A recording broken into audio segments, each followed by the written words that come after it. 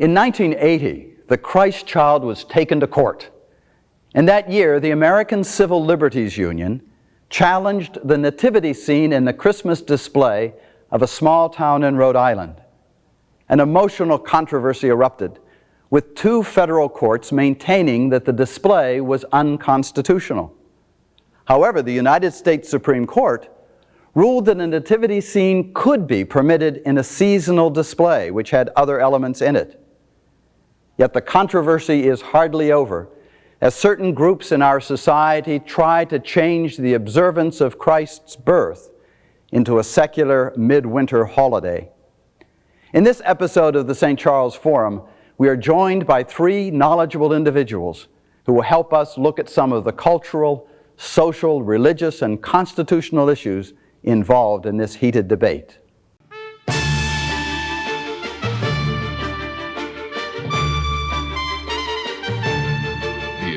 Word Television Network presents the St. Charles Forum from St. Charles Borromeo Seminary in Philadelphia, Pennsylvania.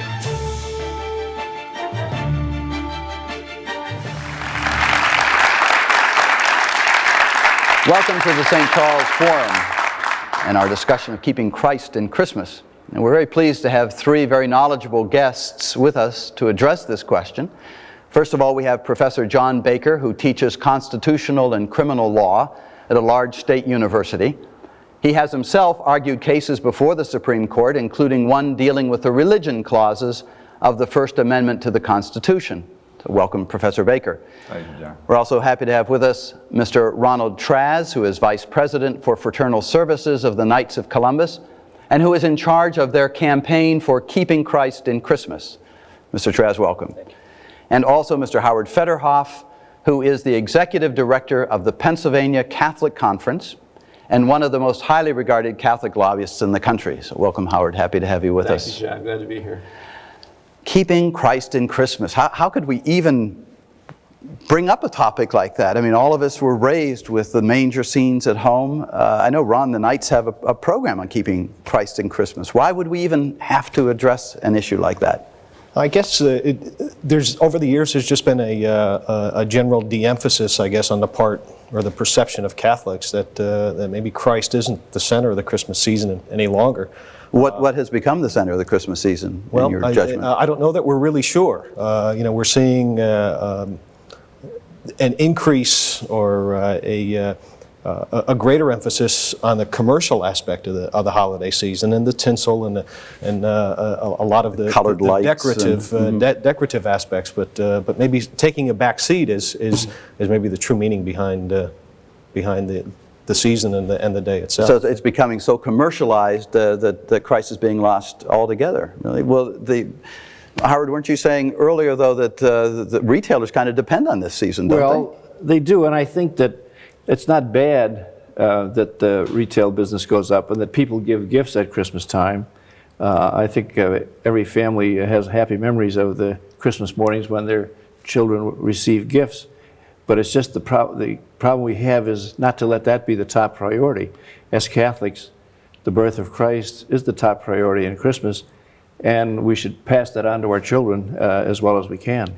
But aren't all of us in agreement that Christ no longer does seem to be the centerpiece, if you will, of what's going on in December in our country?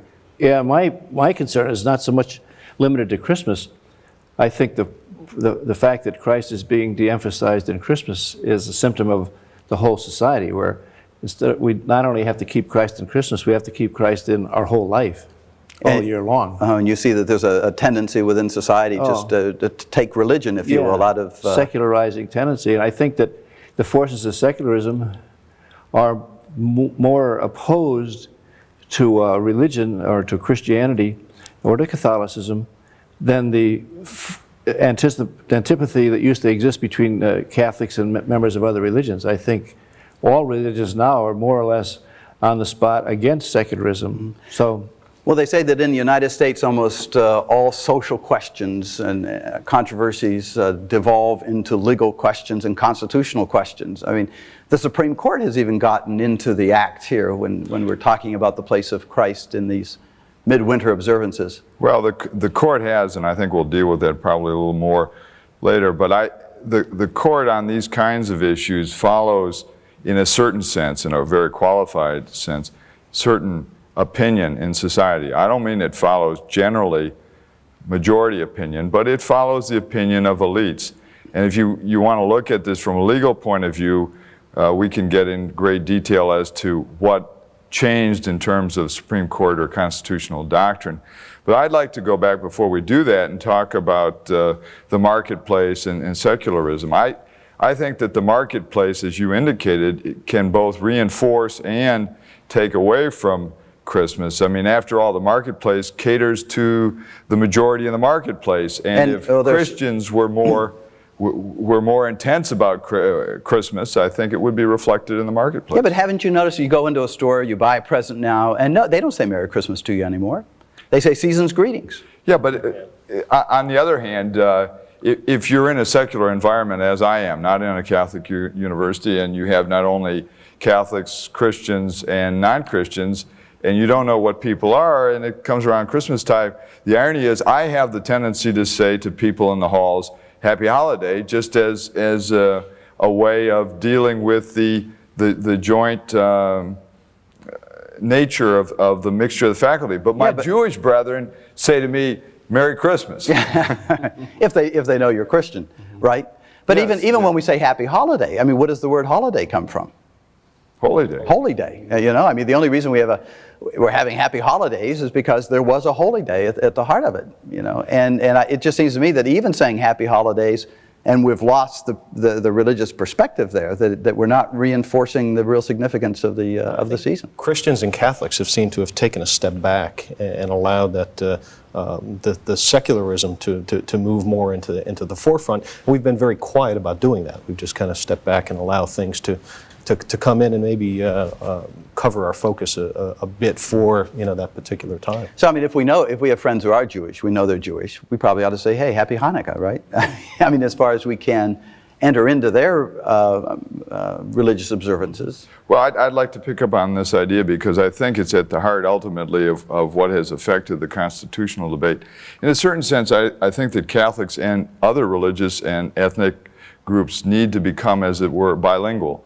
That is, within one's own group, one is more observant, and as far as a larger group goes, one is more charitable, if you will. Now, the question, I think, is what is the relevant group? I mean, we have local communities, and what is the nature of our national community? And that's what the real struggle is. Well, I mean, Howard and Ron were both implying that the whole religious aspect of our lives, which shapes the lives and thinking of most of us, is being pushed more and more into the background, okay? So that if we're bilingual, we speak one language at home within our own four walls, okay? But we're not allowed to speak that language out there in the public arena, if you will, in the public marketplace.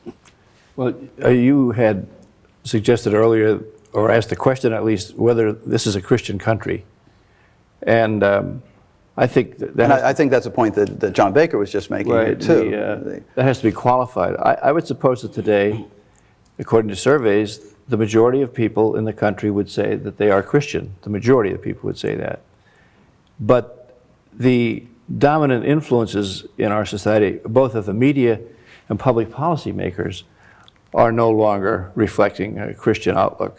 So I think there's a gap, and it's reassuring to know that despite the media, the majority of people still do value religion and do consider themselves Christians. I have to admit, one thing I found a little jarring, I listen to National Public Radio regularly to reduce my time in purgatory, and I'm a little taken back when I hear them referring to the Christians, as though we're a minority sect. They were a minority sect, within the larger cultural context.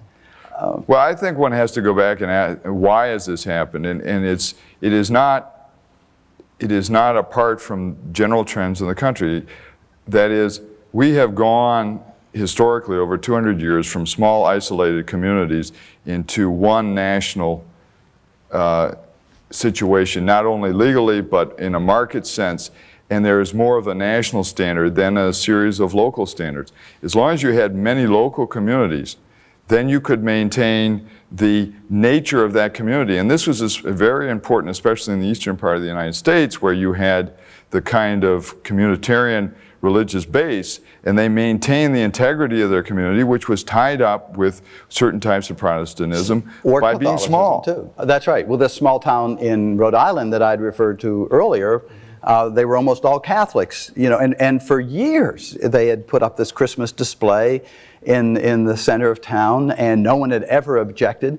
The mayor remembers being taken to it by his mother when he was a small boy, and then suddenly while he's mayor of the city, somebody comes along and says, hey, you know, this is unconstitutional. Get Jesus out of there. You know, and he says, how can I take Jesus out? You know, he's the reason for the season. Well, it's the inherent problem in a federal system like ours where you have different groups together in a large country, but as long as they were separated by space and there wasn't the media to bring them together and they were allowed by the law to maintain their own local customs, then you could maintain it at least at the local level. But through law, through commercial aspects, through political developments, through technological developments. Through the media. Well, but that's a byproduct. I mean, I think that the media has an important role to play in the cultural formation, but remember that the media only arose because there was a national television market. Right, right. And it's really a product of the growing market that we have in the country. Well, do you think that this is something that there's a trend that's just going on that's almost kind of mindless?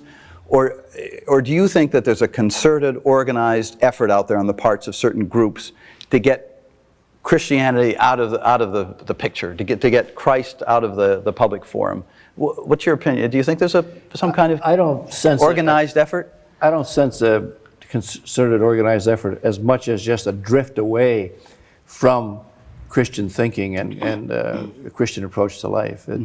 I don't think it's necessarily a conspiracy. I heard.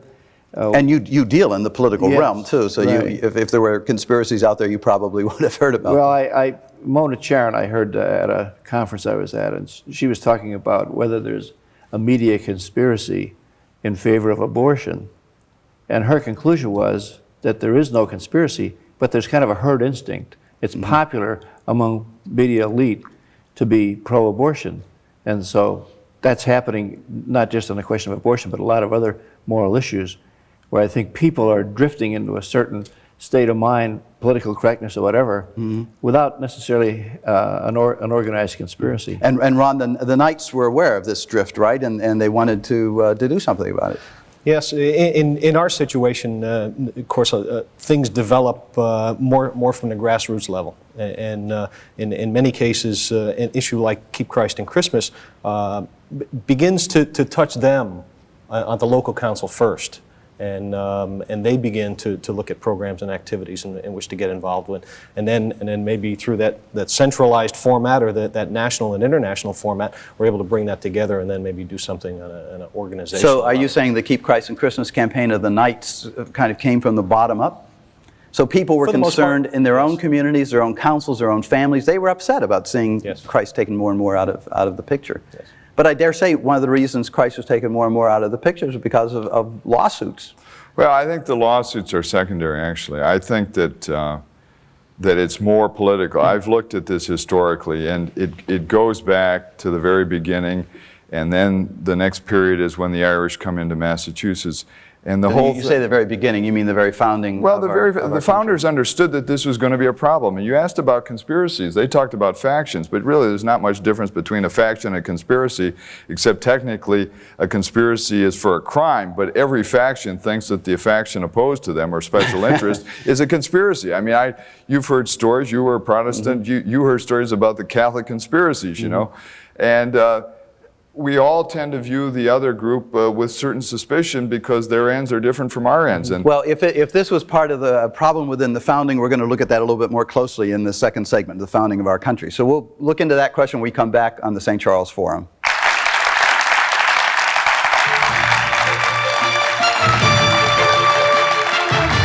The St. Charles Forum will return in a moment.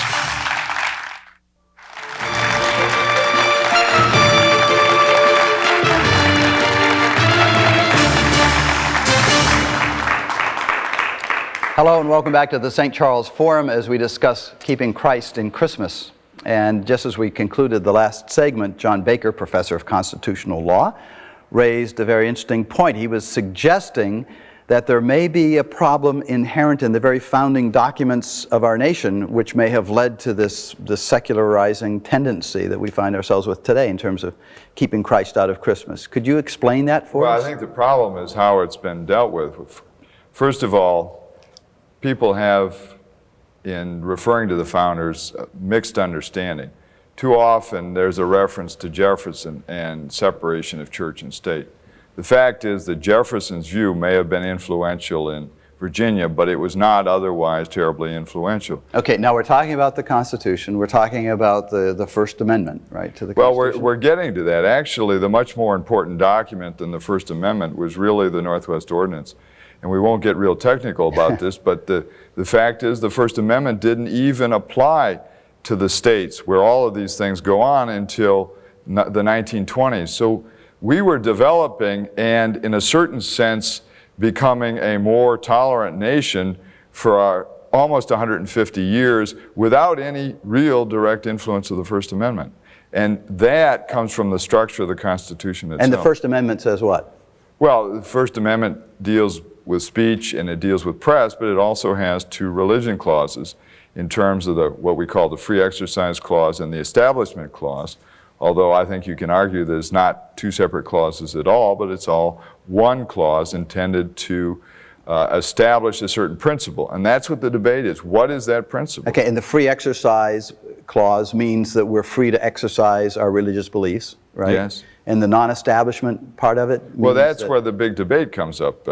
For years, the court would adopt this view that said that Jefferson's wall of separation was the meaning behind that clause. But non-establishment meant that the United States would not have established religion as the English had the Church of England, right, which was the established church, and it was supported by tax dollars. But you have to make a distinction here because there's a difference between an established church and an established religion. There were many sects, and the clearest understanding... S-E-C-T-S, yes, like denominations. Yes. There were many sects, and the original understanding of this, which has been long lost, and we've tried to recover it in recent cases, is one of no preference among the different, largely Protestant sects.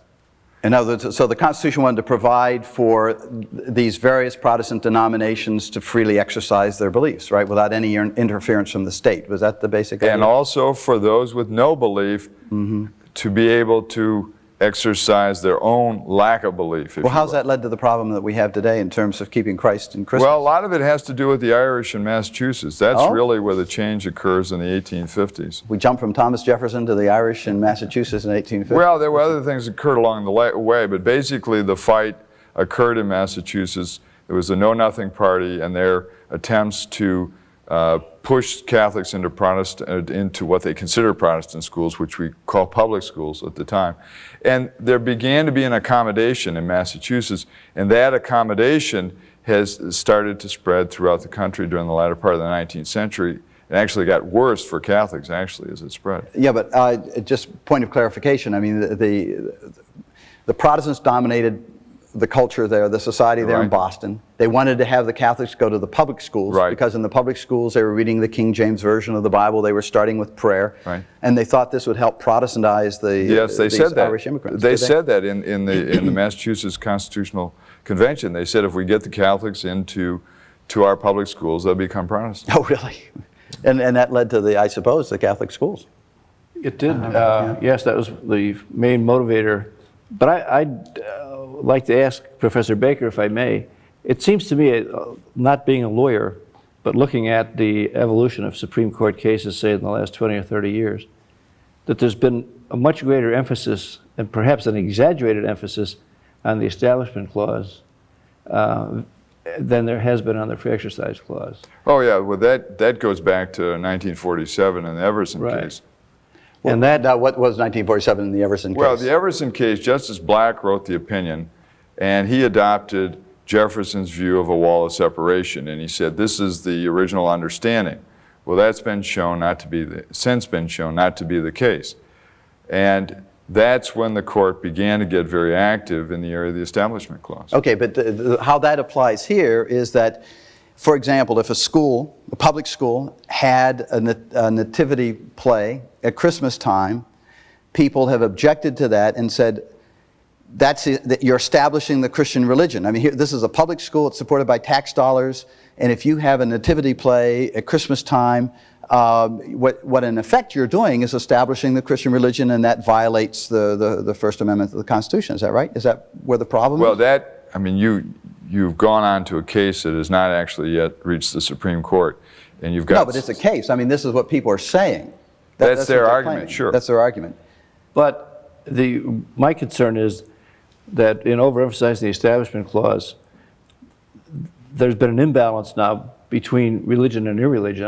It doesn't seem to me, at least, that the Supreme Court has been neutral about religion. I think that religion has suffered a lot in the decisions based upon the Establishment Clause. So you're saying a result of this, Howard, is that it's because they're not allowing certain things to take place, because it might look like the attempt to establish the Christian religion, that they're restricting the free exercise of the religion of many Christians in this country. Is that what you're saying?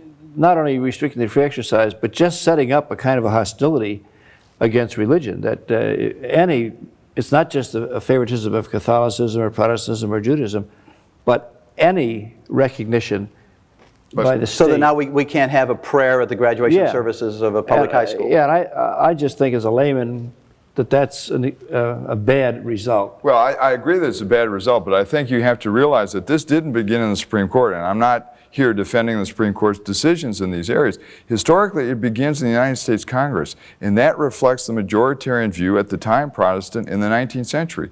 If you look at state constitutions in the western states, you will find that by and large there's a prohibition in their state constitutions against any money going to non-public schools. Those prohibitions were forced on them by the U.S. Congress, and that reflected the Protestant reaction to the founding of Catholic schools. Now, the irony is, I like to say what happened in the Establishment Clause is that the secularization through the court of the Establishment Clause is largely the result of a fight between Catholics and Baptists. Because on the one hand, the Baptists and others wanted to have prayer in public schools, and Catholics opposed that. On the other hand, Catholics because they weren't Catholic prayers, they were Protestant prayers. That's right. On the other hand, Catholics wanted money to go to parochial schools, and the Protestants weren't going to allow that. And the seculars joined with both of them. And it was a divide and conquer scenario that actually came out of it. It worked out that way. It may not have been intentionally. No, now I think on the part of some people it is intentional. To divide the two, the Protestants and the Catholics, and to force religion out of the. In a certain sense, there is a strain of that goes right back to the founding. There is a certain divide and conquer notion as to how to deal with the problem of religion from the beginning. Yeah, and we're still struggling with that tension. But it seems to me that we can dictate to a certain extent the way in which this plays itself out, right? I mean, the Knights is a very large, wealthy, powerful, influential organization, and I would think would be able to exert some influence on how this plays itself out. Well, I think we've attempted over the years, and we've gotten involved in certain educational Supreme Court cases. There was a case in Oregon, a case in other areas, but that's not my expertise on the legal side. I was bouncing around like a tennis player listening to our trying to follow that. Experts. Yeah. But you see, the legal questions, I think was being pointed out, kind of reflect cultural attitudes. Exactly. And the Knights could be tremendously influential in changing cultural attitudes through their Keeping Christ in Christmas campaign, for example. Getting grassroots mobilized and getting Catholics to maybe be more upfront about their thoughts. In many respects, I think we Catholics as a religion don't vote Catholic. We really don't take the step that needs. You're a lobbyist. Would you tend to agree with that? I would agree with that. I hope this doesn't sound too political, but I think it was a shame that 45% of the Catholic people voted for Clinton and only 35% voted for Bush.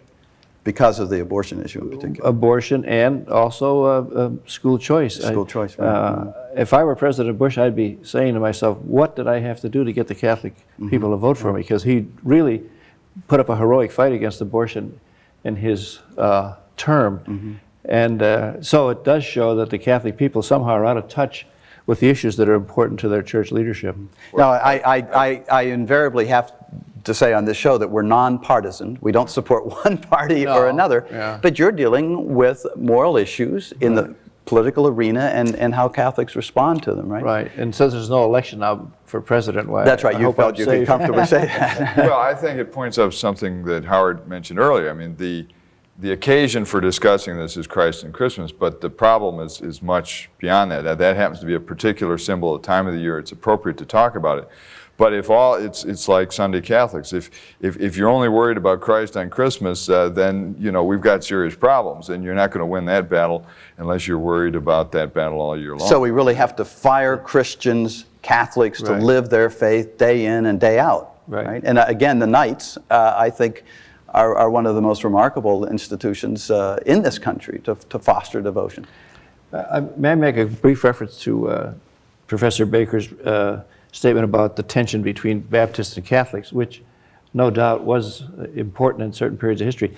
I was sitting at some conference next to a chaplain in the Army who's a Baptist, and we were agreeing that there's a lot more in common now between Baptists and Catholics, or members of all religions, vis-a-vis the secularization of society. That is, I think, driving religions together, and also the ecumenical movement is helping to de-emphasize some of those old wounds between us. Yeah, and Professor Baker was saying it was tremendously regrettable that the Baptists and Catholics were driven apart on these issues. There's an irony in all this. I mean, I work very closely with evangelicals, especially, and to some extent Baptists. So on the pro-life issues. Yes, and I've come to understand better what the founders understood, because in our relationships we have to do what the founders intended. That is, let's raise and agree on certain things that we can agree on, and let's put to one side the things that we can't agree on. I think that was the original understanding behind the First Amendment, but over many years I think we lost it. The great irony, and I argued this to the court, I said the real danger of what you're doing with the Establishment Clause actually is that you're giving various religious sects a common enemy, and you're bringing them together in a way that the founders, in a certain sense, feared. Well, we'll look into more of these questions when we come back after this next break.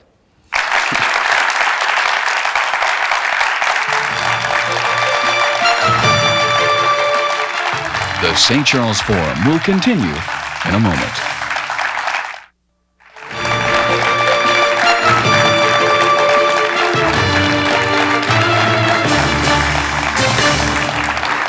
Welcome back to the St. Charles Forum as we discuss keeping Christ in Christmas. And I want to conclude our former discussion with Professor Baker, who was saying that the problems really still rest with our founding. You were making a Well, there point was right a at the end. legitimate concern at the outset. Remember, many of these people came here both to flee religious persecution and also to exercise their faith.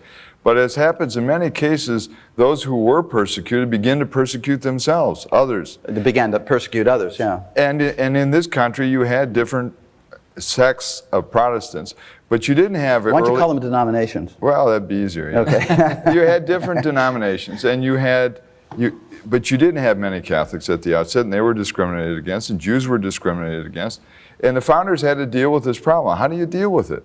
And they didn't want this kind of fighting affecting government, and yet it was going to be a democratic system, and they wanted people to be able to shape the community the way they wanted to. So religion was largely left at the local level, and it was intended that it not get into the national councils and interfere in a partisan way between denominations. And that was their major concern, and out of that we get a theory that we call pluralism, which comes to us really from James Madison, which is a certain, I said, divide and conquer, or divide and neutralize. And that is, it was the encouragement of many denominations so that you didn't have just a few large denominations. So it was all separated out among them, and no one could gain any kind of power. Well, I suppose that would create a particular problem in this United States when you get an enormous religious body, like the Catholic Church, which is the largest, what's the membership? Yeah, I guess, 60 million? 60 million people,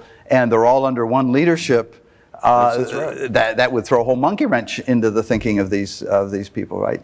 So do you think a lot of these efforts are directed against Catholics in particular, or just, again, too much influence on the part of religion? I think it's both. And it's not just Catholics. It would be the case as against any bloc that was too large. Mm-hmm. Okay. Well, but this doesn't mean we roll over and play dead. I mean, could I insert one more thought on this question about the founders? Though, because they're not all the same. I'm impressed with what John Adams said, that you can't govern a country like this successfully under a constitution like ours if there's no recognition of an objective moral order. Well, I agree, and I like John Adams. The problem is that neither John Adams nor Jefferson, who are often cited, had anything to do with the Constitution. And they were away in Europe at the time, and this is markedly a change from both of them. And a lot of people don't understand that. Mm-hmm. Well, I think we're talking about keeping Christ in Christmas here, right. and this is a problem in a kind of unique way in the United States, because I mean, I've been in Europe, for example. I studied in a town in Switzerland, and on the Feast of St. Nicholas, for example, which is December 6th, leading up to Christmas, the whole town, the entire town showed up for a St. Nicholas celebration, and he was dressed as a bishop with the mitre and the cope, and he went through the town on a donkey, and the children all carried torches and sang songs, and the fire department was there in the procession along with them. I was there at Corpus Christi, the feast of the blessed body and blood of Christ, and there was a procession through the town with the mayor, the fire department, the policemen, the town council, everybody. So this is it's a special struggle in the United States, isn't it, to keep Christ in Christmas? I mean, it seems harder here than it does in other parts of the world. It's the larger cultural struggle we're talking about, but you're referring to Europe, and they had centuries to build on. And the problem in this country, and certainly the Knights were very much involved in this, the Catholics who came over originally were very poor, and while they brought their faith with them, they were struggling economically. And Catholics really didn't come economically into power until the 60s, and that corresponds with Kennedy coming into office. And we know at that point that Catholics adopted a different attitude towards public life. Mm-hmm. And the question of, right at the time that Catholics became very well educated, wealthy, and a greater share in the power of the community, they didn't seem to enter into the cultural life in a way that brought the Catholic faith to bear on the culture. Mm-hmm. Well, I have a question for the three of you. Was Jesus born on December 25th? I don't know. Do you know, Ron? John, you're going to have to answer. Well, we don't know. The fact is, we don't know. And yet, this is the date on which we celebrate it. And it's interesting why we do, is because Christianity was emerging. The church didn't always celebrate Christmas, and it didn't always celebrate it on December 25th. But the faith emerged into a broader culture, which was pagan, which was Roman. And December 25th was the winter solstice, mm-hmm. where the days have been getting shorter and shorter, and it looked like the sun god was going to be overcome by darkness. But then at the winter solstice, the days started getting longer again, and the sun god was not overcome, and so they called it the winter solstice. They called it the birthday of the invincible or unconquerable sun. So it was a pagan festival, okay? And the Christians came along and said they took what was there in front of them, and they said, we're going to claim this as our own and celebrate the birth not of the unconquerable sun god, but rather of the Son of Righteousness. Right? And so they took a pagan holiday and through the power of their faith and their convictions and their commitments, turned it into probably the most beloved feast in the church. Now, if that could be done once, why can't we do it again? Especially with well, it's been turned the other way around. It's been reversed on us. What was a pagan holiday became a Christian holiday, and now it's coming back to a pagan commercial holiday. So what do we do? Roll over and play dead? No, but I mean, if you don't have not only the faith, you have to have people who are going to attack the culture. We play. Now the Knights have a Keep Christ in Campaign culture. Are you a Keep Christ in Christmas campaign? Are you using that to attack the dominant culture? Well, That's a term that Johnny just attacking used. him. Yeah. No, I'm not attacking him. I'm just asking what the Knights are doing in terms of addressing this cultural phenomenon. I'd like to jump back to just briefly, the comment you made earlier about the, your sense and your impression of what was happening in Europe during these feast days. Oh, yeah, right. We're making it sound like we're really, to the point of no return on Keep Christ in Christmas in the United States. But I'm not sure that that's true. In my position, I do deal a lot with the grassroots, and there are a lot of areas within the country that because of their cultural ties, their ethnic ties, are still very much involved in the Christian aspect of holidays and the Christian aspect of things. And the public so maybe display. we're not at the doomsday.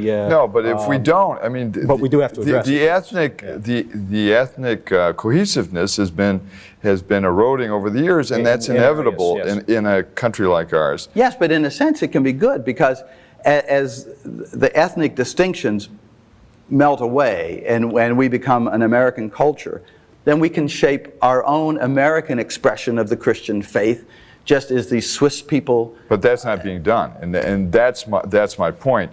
We play at Christmas many religious hymns and songs. How many of those are of recent origin?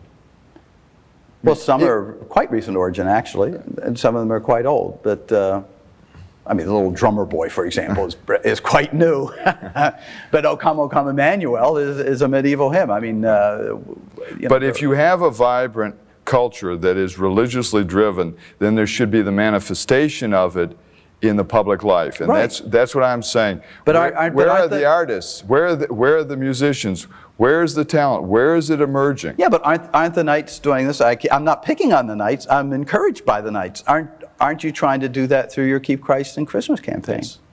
We've got several facets of the campaign, and I think we've been fortunate because we have a close association with the Vatican, particularly the Pontifical Commission for Social Communications, and it's not a well-known fact, but in any event, the Knights of Columbus is heavily involved in bringing the Pope to the world at least 3 times of the year through our satellite uplink program, and the Knights of Columbus underwrites the costs of beaming that transmission to satellites. They get picked up throughout the world. What are the 3 times? It would be at Christmas time, during Holy Week, Easter, and any other monumentous event or key event at the Vatican, and we'll even go so far as to pay the downlink costs for those transmission into poor mission countries where they can't afford to or don't have the availability for stations to bring that down. So you're using the electronic media to by all means work your way into the dominant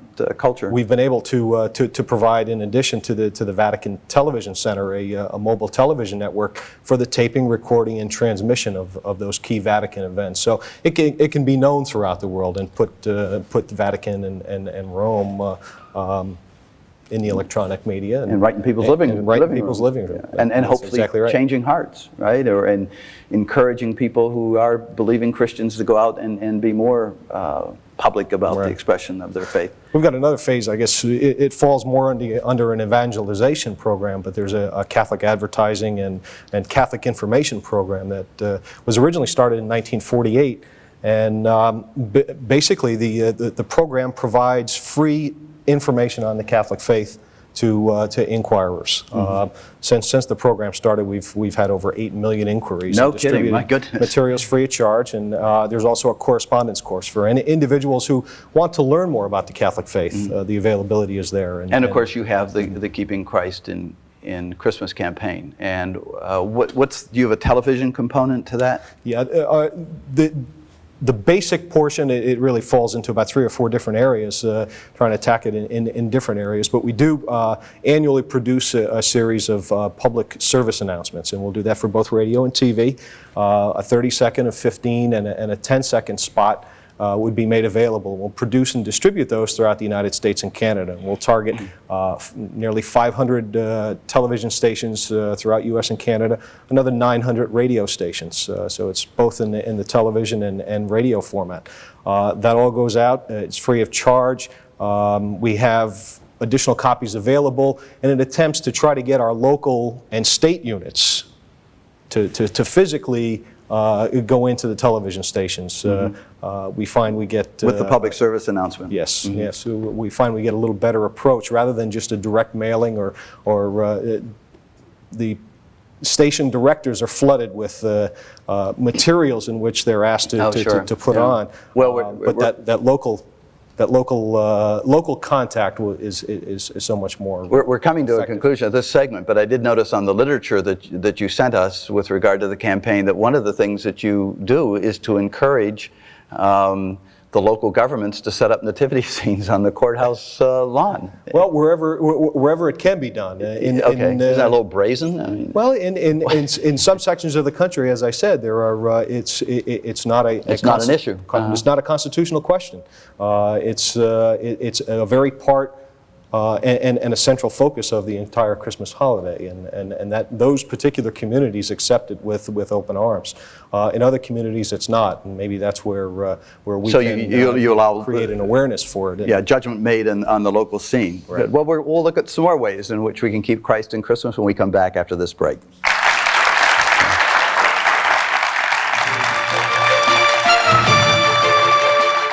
Stay tuned. The St. Charles Forum will return in just a moment.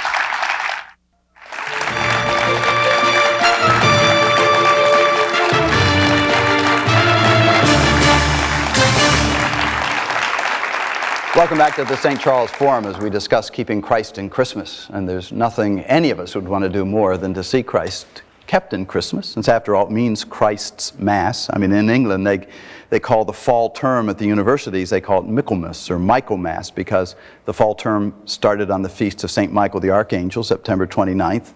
And the big Mass celebrated that day was the feast for the feast of St. Michael, so it was Michael's Mass. That's how we have Christmas, Christ's Mass. So it reflects not only just simply the birthday of Christ, but also the way in which Catholics observed the birthday of Christ. And the Catholic observance of the birthday of Christ really helped to shape and change cultures. And Howard, are there ways in which we can still do that today? Now, you're a public official, you're a lobbyist, but you're also a father, a family man. One of the things I've been thinking as we've been going through this program, after 25 years advancing the church's public policy ideas, I realized perhaps more than anyone that we cannot solve all of our problems by public policy, by legislation. We have to solve them by the way we live our lives. So I think that in Catholic families, we can start looking forward to Christmas at the beginning of Advent, but not by way of celebrating, rather by way of anticipating, somewhat the way we anticipate the resurrection during Lent.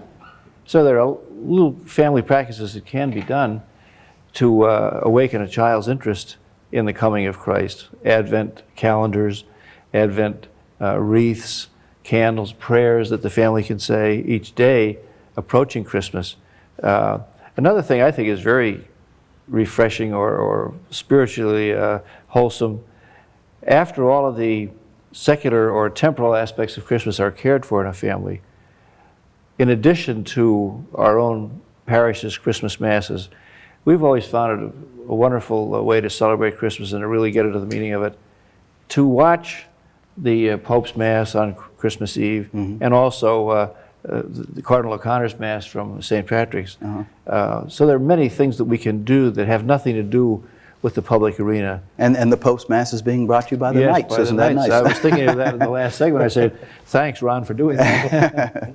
But you're stressing the importance of the family, yes. Shaping the family, deepening the faith of the members of a family. One of the things that my wife did when our children were small was she would get a little white birthday cake each Christmas and have it there and tell our children, that's our Lord's birthday cake, you know, just a little thing like that. But the children grew up, I think, with some appreciation of what Christmas is from little family practices like that. So the big cultural questions can't be addressed until the individual heart is transformed and people carry their faith into the marketplace. And fortunately in our country, despite my criticisms of the secularizing tendencies of the media and the court and so on, we still are free to practice our own religion. Nobody is stopping us from practicing our own religion, not only in our own homes, but in our churches. So there's many things we could do to bring Christ into Christmas.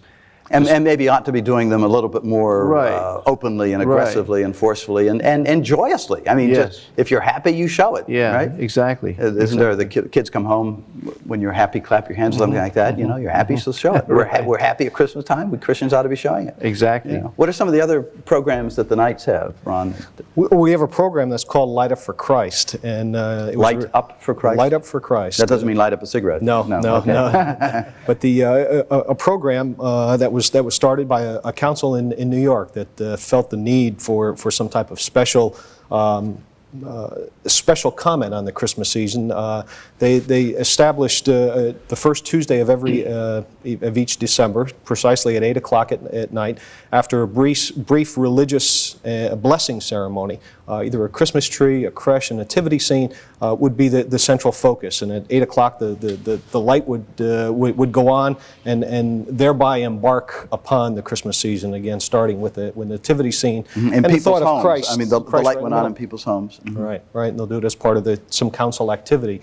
It started out and went through the entire Eastern Seaboard, and now we do it on a national program.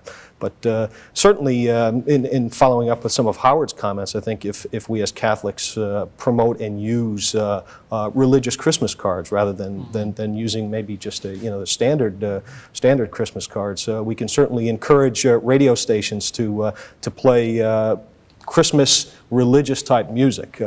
We had talked earlier about the marketplace and what demand has, what effect demand has on what we either purchase or see, and certainly if retailers and the commercial people see the need there, and there are people that want to purchase things with a more religious nature, I think we'll certainly start to see some of those. But I dare say that, the early Christians didn't set out and say, how are we going to change the face of the Roman Empire, so that it more adequately reflects our beliefs? I mean, they held their beliefs so deeply that they were willing to die for them, and many did. We had many martyrs, which was the blood of the church, and the seed of the church, and as a result, a whole culture was transformed. That's true, but it didn't really become widespread until Constantine was converted. And that was the fruit of the small efforts at the grassroots level. And certainly all this change has to begin there. But we can't ignore the other dimensions to it. I mean, oh no, we're not ignoring them, but they certainly have to start there. They have to start there in the family, certainly, as Mother Teresa says, then in the community, and then you go beyond that. But I think there are other things that for the long term are important that the family can be doing. I mean, there is the short-term problem for anybody raising children today is how do you pass on the faith? How do you resist the secularizing effects of the culture which is constantly coming into the house? But for the long term, if there's ever going to be a turnaround, it has to be in the education of young people, not just in the intellectual side, but I think very much in the arts side. And well, I'm surprised because you said educating the young people and you went right to the arts. I thought you were going to talk I said about... not only. Okay. Well, I thought you were going to talk about getting religion programs into the public schools. That's not what you're talking about then. No, I'm not at all. I mean, I don't see that coming about at all, and whether... So you're talking about using other means No, to I'm educate. talking about in the family. For one thing, I can see many of my students are Catholics and other Christians. And in your state university. right, but many of them are inadequately educated, not only in a secular sense, but certainly in a religious sense, but even certainly in the arts sense. And one of the things that I see about law is that it's so rationalistic that law can be used in a way to carve up communities, can be used in a way to damage culture. And in many times I wonder, are we turning out lawyers who are simply like turning out doctors and they don't know what to do with the scalpel? Lawyers can either build up or tear down society, but it's not just in the legal profession, it's in all of our professions. What influence is one having on the culture in one's own particular area, whether it's law, but medicine? we've used the word culture a lot today, and at the root of that word is cult. And I know that has a bad meaning today, but in its original meaning, it means worship. Okay, so in other words, it's the religious attitudes of a people which produce the culture, right? Yes, but that carries over into professionalism. What about the dual attitude in the minds of many Christians between what they believe privately and what their profession demands of them? Well, see, that's it, but it has to permeate that. It has to permeate the professions, the faith. It has to permeate the arts. You start talking about the arts. I started to talk about this because right in the home, it seems to me that one of the things that has to be brought to bear is an understanding that we don't foster careerism for the sake of careerism. Where's the notion of vocation? Where's the notion that God has called you for a special purpose, that you're here on earth, that you're to make an impact in your family and to the extent that you can in the society around you? And those who have been given more benefits, those who have gone to professional schools or have other positions in business or society, they have an obligation to give back. And where is that coming? Not only where is it coming, even if one thinks that one should give back, are they being trained to give back and how to give back? Yeah, but what a beautiful time to reflect on that, because, I mean, here is our blessed Lord born into a carpenter's home, right? Trained to be a carpenter, making his contributions to the family, or to the community by making tables and doors and whatever. But again, it's back to the family. You're talking about vocation. So, I mean, Christmas would be an ideal time to say, look, this child was born into this family for a vocation, and his vocation was to save the entire world, you know, and each of you, my sons and daughters, have your own vocation, you know, maybe reflect on this at Christmas time. It could be a beautiful way to address this question. Well, speaking of carpenter, John, you and I have talked about the wood carvings that you brought back from Europe and how... We found some beautiful wood carvings in a little Catholic village in the South Tyrol. Beautiful works of art. I mean, there's an example of how, because of the market there for religious items, certain people are able to take an ordinary skill and refine it to a great art, really. But isn't that every Christian's vocation? Yes. To take the skill that they have, turn it into a fine art expressive of their faith. You know, for the transformation of society. Yeah, and I think that in that area there's a great deal of work to be done in terms of what does it mean, certainly in an age which is under the cloud of abortion. What does it mean to be a Catholic doctor? What does it mean to be a Catholic lawyer, Catholic lobbyist? Yeah, Catholic, and what better time to relations. reflect on all that than at Christmas, where we see Christ's vocation to redeem the world. One of the reasons I value Catholic education so greatly, elementary as well as secondary. Now, I remember this little incident in our family. When one of my daughters was in first or second grade, the sister in the class asked the children, what would you give our Lord? This was around Christmas time. What would you give our Lord if you could go and visit him on the night of his birth? And the kids were vying with each other for giving the best gift they had, their electric trainer, their best doll. And the sister came and said to my daughter, what would you give? She said, I would give him all my love. Oh, that's beautiful. The sister said, oh, that's the best answer. So I always remember that. I thought that was a nice incident. But it wouldn't have happened if she weren't being educated in the Catholic school. That's right, in the larger cultural setting. And I remember being in a village in southern Germany, in Bavaria, and a grandmother was walking along with a child, and there was a big stone cross by the side of the road, and it said, I am the resurrection and the life. And the little child holding the grandmother's hand says, Grandma, what does that say? And I remember hearing her reading, I am the resurrection and the life. Whoever turns to me shall live forever. So we have to provide that context for the formation and transformation of our children, of all of society. We thank you so much for joining us on the St. Charles Forum. We wish you all a very, very blessed and holy Christmas, a celebration of Christ's Mass. Thank you for being with us.